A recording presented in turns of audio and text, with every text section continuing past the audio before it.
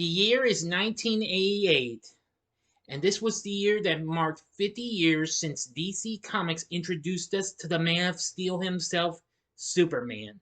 Now, I've actually covered one of the things that came out that year, and that was the Ruby Spears Superman cartoon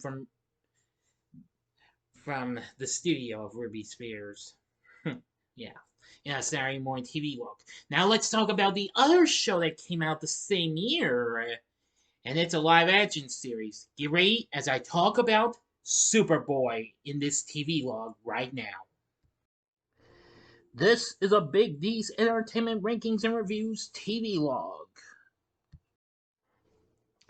Greetings, my fellow YouTubers. Welcome to Big D's Entertainment Rankings and Reviews. My name is Doyle, better known to you as the Big D. Back again with another Tvlog. Today I'm going to be talking about a show I had just recently watched completely for the first time earlier this year. Well, I decided not to wait until next year. I thought I'd go ahead and get this show out of the way. In case none of you have ever seen it, I didn't get to see this show in my youth. And well, I figured since I found it on Tubi earlier this year, which I think the show's no longer available on there. But anyway, this show turned out to be a pretty fun-filled thrill ride. And what can I say? Before we ever got Smallville, we got this. Superboy. Superboy was a live-action series based on DC Comics' Boy of Steel, which would later become Superman. It originally premiered in syndication in the fall of 1988 and was originally produced by Alexander Salkind, who actually produced the first 3 movies of Superman, along with Viacom as its distributor. Now, of course, this wouldn't be Superboy's first time on TV. Now, of course, back in 1966, he was actually featured in a segment on the New Adventures of Superman Saturday morning show from Filmation. But anyway, yes, you heard me correctly. The show was Superboy itself. Now, the show only ran for a half hour, like the original live-action Superman series that starred the late, great George Reeves. Anyway, now, Viacom originally distributed the show, and, well, finally, with a little bit of, Warner Bros. Actually got it. The show was produced by a production company run by Alexander and his wife Ilya, along with DC Comics and Cantharus Productions. The show started out in October of 1988.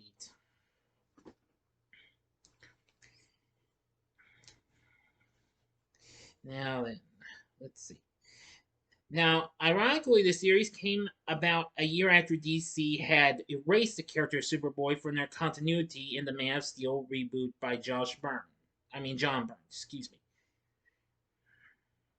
Anyway, this was the first weekly TV series to be produced at the then new Disney MGM Studios originally.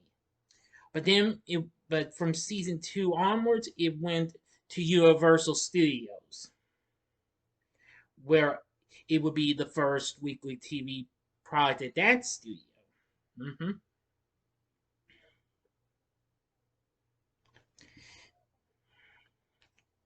Anyway, now it's hard to explain about this show. The show ran for 4 seasons. And let's see. Now, depending on how many episodes there were, because there were a total of 100 episodes produced and aired overall. Let's see. 26 episodes were produced for the first season, and then, let's see.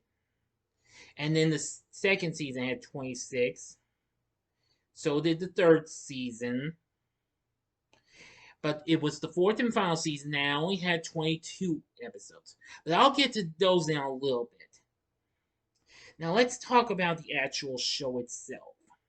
And by its seasons, too. Now the first season of the series focused on Clark Kent, alias Superboy, along with his childhood friend and love interest Lana Lang and his college roommate T.J. White, son of Daily Planet editor Perry White. Now,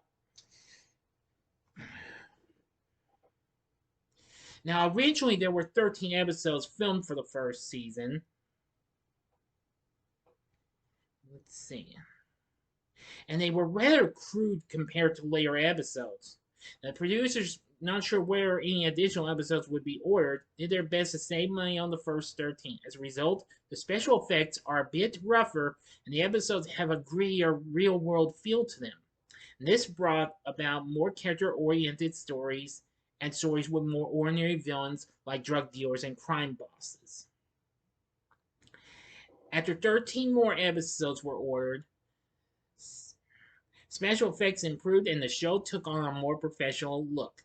More fantastic enemies were introduced, such as an unnamed gaseous alien and longtime Superman villain, Mr. Mxyzptlk. Now, Superboy's nemesis, who would also be his grown-up version, Lex Luthor, appears in this series. Now, Superboy was originally played by John James Nguyen. And, well, he did pretty good and what have you. However, I will tell you that I'll get to more of him in a moment.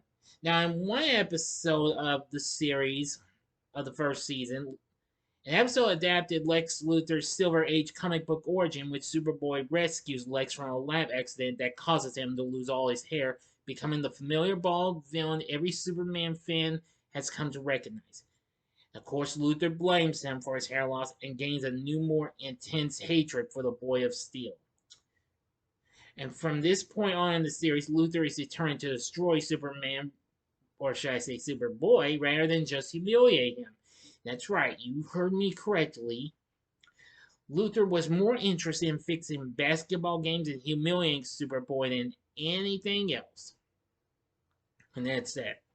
Now then, the rest of the other cast, we have Jim Calvert playing Perry White's son, TJ.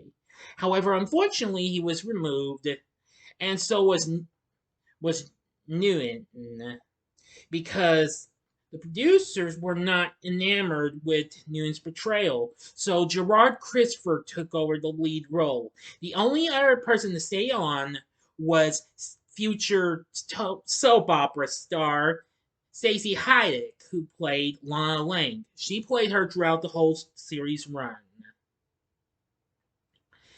Now, let's see here. Scott James Wells played Lex Luthor in the first season, but they had changed him too. Sherman Howard took over the role, who appeared in numerous TV shows and movies. And I like his portrayal of Luthor more than the first person. And I actually do think Gerard Christopher fit the lead role of Superboy and Clark Kent perfectly. I really like that. Let's see. Now, the change in Luthor's appearance in this by being played by a different actor was explained in the first episode with This Ring ID Killed, which was a two-part episode, revealed that Luthor had plastic surgery to assume the appearance of Warren Eckworth, the wealthy inventor of the Superboy gun, which Luthor believed could kill Superboy.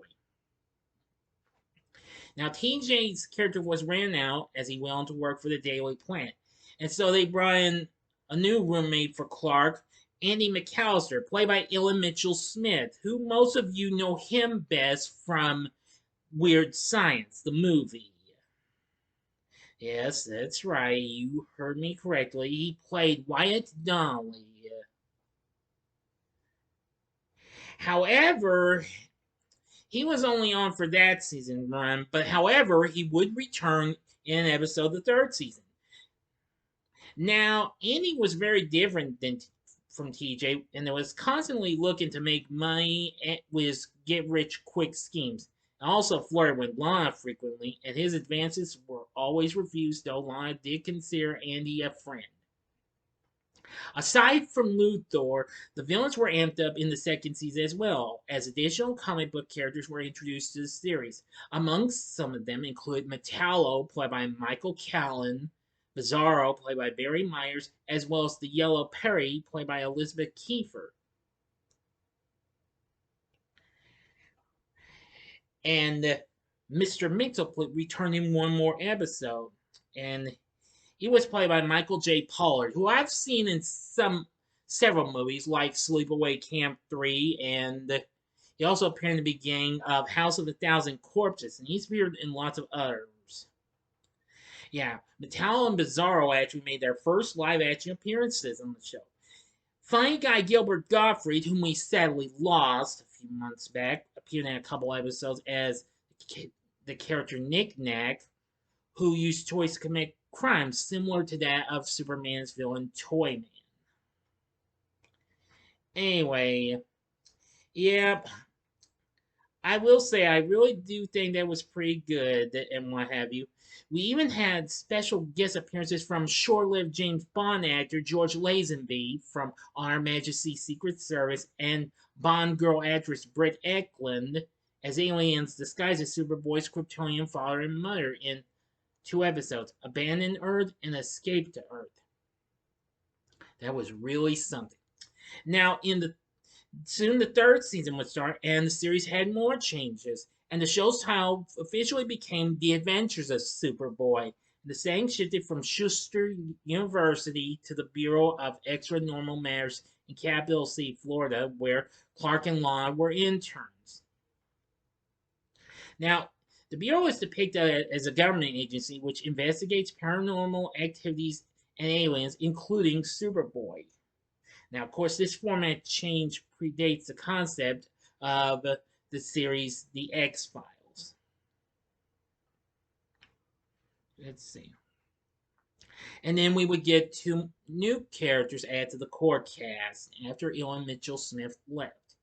Those would be Matt Ritter, played by Pierre J. Fernandez, who was a co-worker at the Bureau, and Robert Levine playing C. Dennis Jackson, the chief of the Bureau.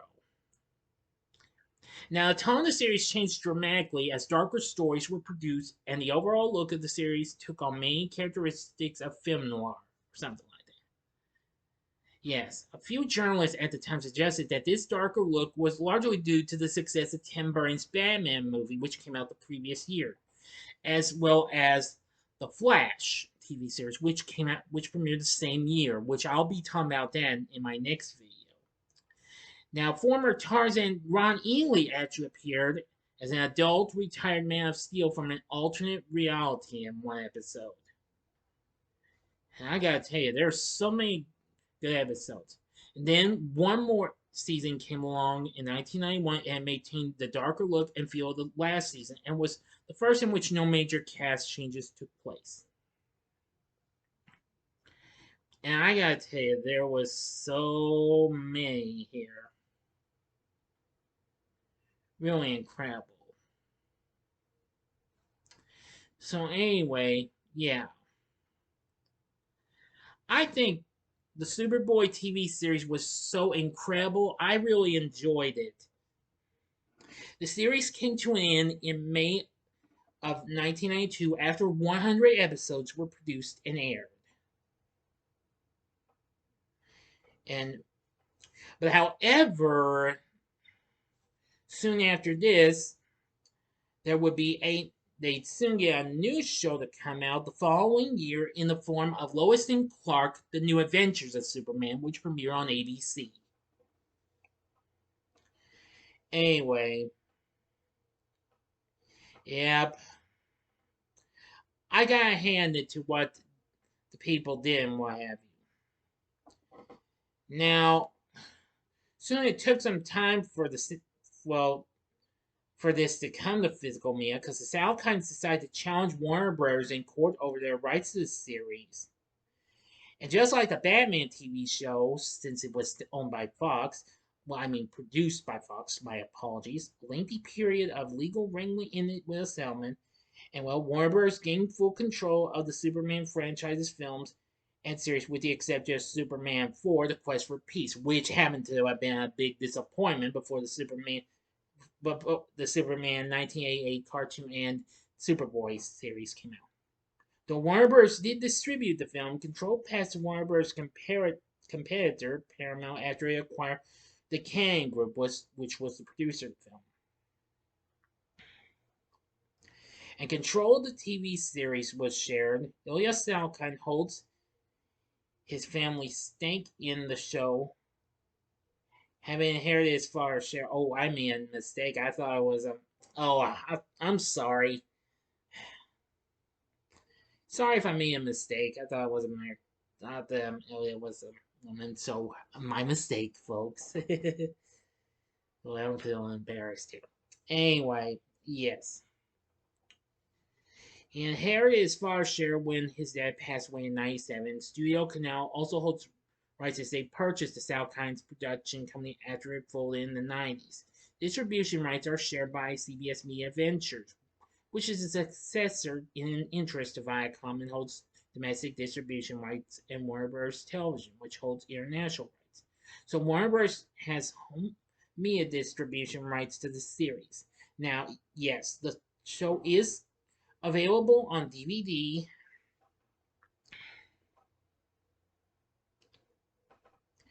As it came out.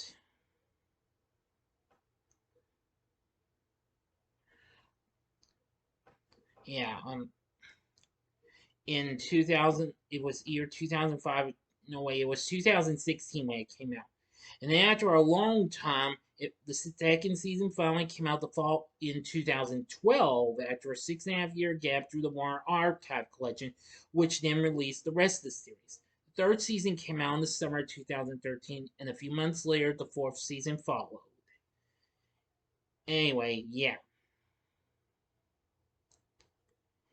Yeah, it was also available for streaming on DC Universe. I'm not sure if it's available on HBO Max now, but anyway, I'll I did watch it on Tubi, and I gotta say, it was really something. Here, I'm gonna go ahead and give you a look at the two versions of Superboy.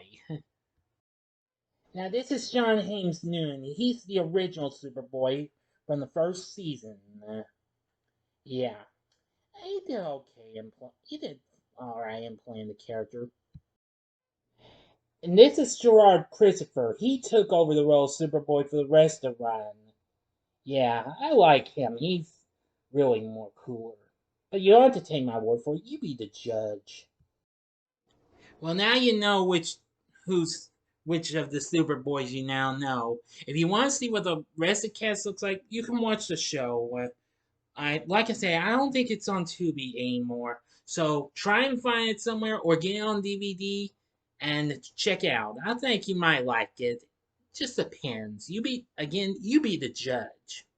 So what did you think of the Superboy TV series? Let me know what you thought about in the comment section below. If you like this video, click the like button, subscribe to my channel, and be a part of the Big D Nation. And next time I'll be doing another TV log, and it'll be on The Flash from 1990. So thanks for watching, and if you like this, consider checking out these other videos. In the upper left-hand corner is a TV log I did for the Batman TV series from the 1960s. The upper right-hand corner is the Saturday morning TV log for the Ruby Spears Superman cartoon, which premiered the same year that Superboy had premiered, which unfortunately only lasted a mere season.